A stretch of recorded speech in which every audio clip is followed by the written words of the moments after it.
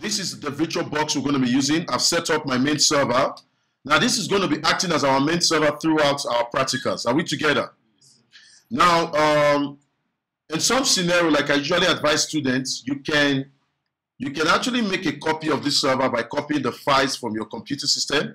If you were to click and say show in Explorer, I think those of you using Windows and Mac, it says show in Finder. It will show you where your files are. You can actually copy this file, save it in a location, then prepare for your exam or your practical or your rewrites. Are you getting me? Because some of you usually complain that this thing takes space. Is that not correct? So you can always copy them, put it in an external hard drive. Then when you're done with your practicals or whatever you're doing, you can bring it back into the computer system so that you don't have to reinstall some of the features again. Because most of the times it's the same server we'll be using throughout the rest of the practicals. Because remember, we're moving from book 1 to book 2 to book 3 to book 4. Now we'll be repeating certain tasks as we move on in the books of Server 2012. But what will happen is simple. Some of the features we're not going to install in book 1, which is 410. We'll probably install it in 412. What we don't install in 412, we install them in what? 413. But 414, 412.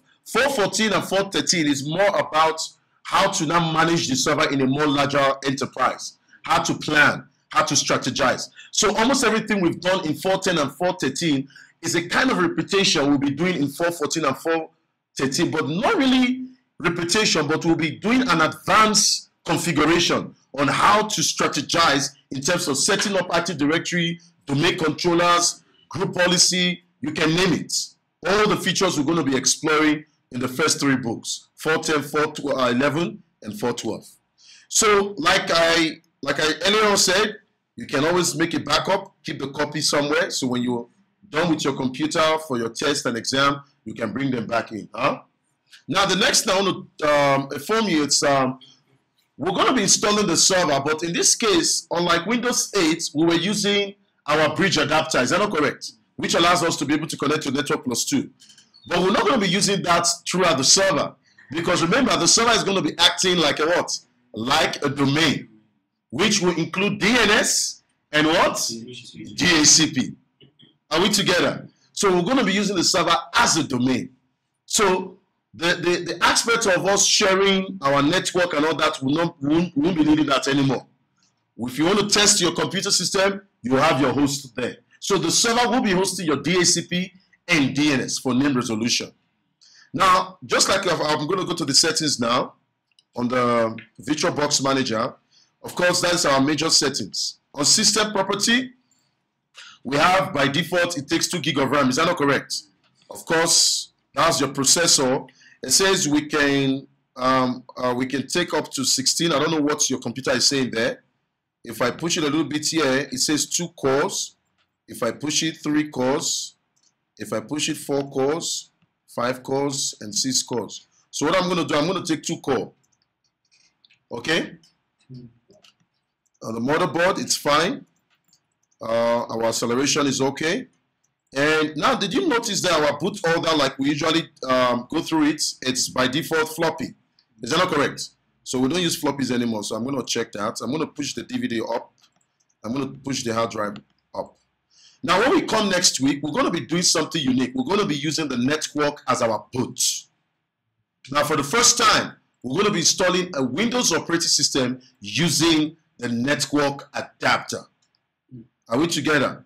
But for now, I'm going to leave it as it is, since this is our main server system. Are we together? Okay, I'm going to go to display. I'm going to accept the default display computer system. Okay, on my storage, I'm going to come to my VDI, which is for VirtualBox. I'm going to check the solid state drive, even though it's not really solid state. Then on my IDE, I'm going to add the ISO image for what? Server 2012. Is that not correct? Because this is our main server, so we're going to install it manually.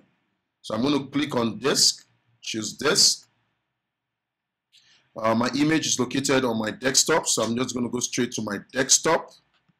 And that is my image there. I'm going to click on open. And that's my image added. On my audio, it's fine. Now on the network, by default, we only have one network adapter enabled. Now, what I'm going to be doing on the server system is that I'm going to be enabling more than one network adapters for now. The reason is because as I go on in the practicals, I'm going to be teaching you about network teaming. Remember we talked about network teaming, right? One of the features of the server manager, whereby I'll be able to combine multiple network adapters to a single network adapter. You get me? The strength of 4 network adapter becomes 1. So 1 network adapter will be assigned an IP address instead of 4. So the 4 network adapter is like a merge. Then I'll be using 1 network adapter.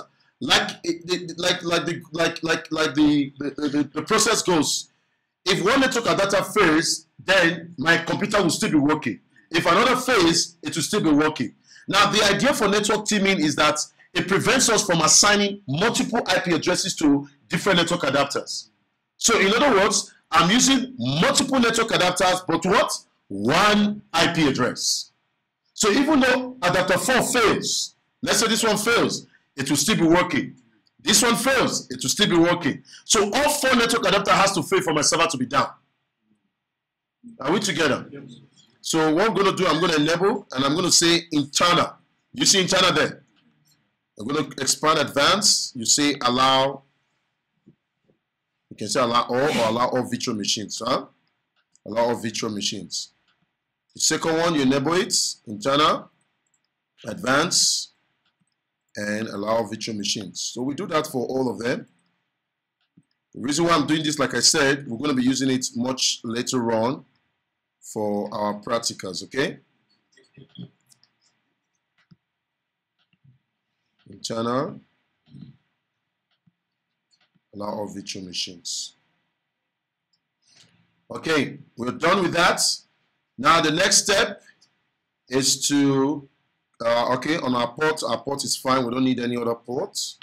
We don't want to share any folder for now. So that's it. If you go to the USB, we've enabled our USB device. You can actually come in here and add any of your USB device to your virtual machines. Are we together? Huh? You can come here and add any of your USB device that is connected to your system. So we're not going to do that for now. So we're going to leave that and we're going to click on OK. So right now the computer is set up. We have our 4 network adapters. The ISO image is added and all that is set up. So the next step is to click on Start. And the virtual machine will boot up. Okay, that's the main server system. It's coming up.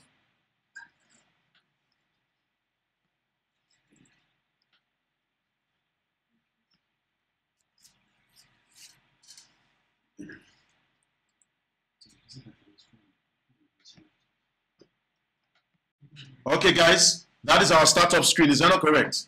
Windows Server what? 2012 R2. Are we together? The next step is to click on Next. Now, if you notice there, on the language, you only have English language. Is that not correct? So, if you notice there, on the time and currency, we have different time and currency. And on our keyboard, those are the keyboards that are there by default. Remember, these are the default ones that come with the image itself. So, I'm going to click on Next. Now, in a scenario where you have to repair the installation, probably the boot file is missing, this is where you now have to click the option to repair your computer system, just like we know. Okay, this allows you to do a self-healing process. So the file, probably an installation file that is missing will now be recopied back into the system or into the hard drive, or probably a boot file that was deleted by mistake probably can be replaced with your original disk.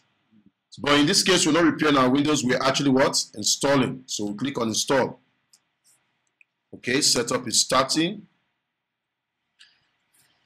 Now, like you guys had issues with the last image, you notice it was asking you for activation, right? So in a more real scenario, you'll be asked to put in an activation key before you go through the installation. Now, this is a combined image of the major server systems you will find in a corporate environment. Either you're using a standard or what? A data center. Now, we all know that a standard, it's used for very medium based environment, a medium-based enterprise. Now, in a large enterprise, you want to recommend them with data center, where they have so many users that have to log in into the server system. Is that not correct? Now, if you notice there, this image was actually modified this year. And what month was that? March, meaning we have the recent updates and the recent settings of Server 2012. Are we together? So that's really nice. Now, if you notice, the editions actually come with 2 copies each. The first one says core installation. The second one says server with what? GUI. The second one, it says data center, core what? Installation. And the second one says what? Data server with what? GUI. Now remember, like I said before, when we had the series in class, I said Microsoft decided to make the core versions the default. Are you getting me? Because of the new features of remote access, remote management. Because I can actually install my core version, I can use a standard another GUI interface version to remotely manage my server. So my main server can be a core. That does not stop me from not being able to access it. Even though there are some limitations to some of the things you can do with a core version, but majority of the major aspects the server can perform, or the reason why companies set up a server, can be achieved with a server core. Are we together? That is because of the remote management. But in this case, we're going to go with the data center, with a GUI, since it's our main server system. I'm going to click on next. And we're going to accept our license, reading how you need to use the license. So we'll click on next. We're not upgrading, so we're going to click on customize installation. We're not going to create a partition, so we're going to just select the unallocated space and click on what? No, you're not creating a partition, so we'll click on next. No, I'm asking you.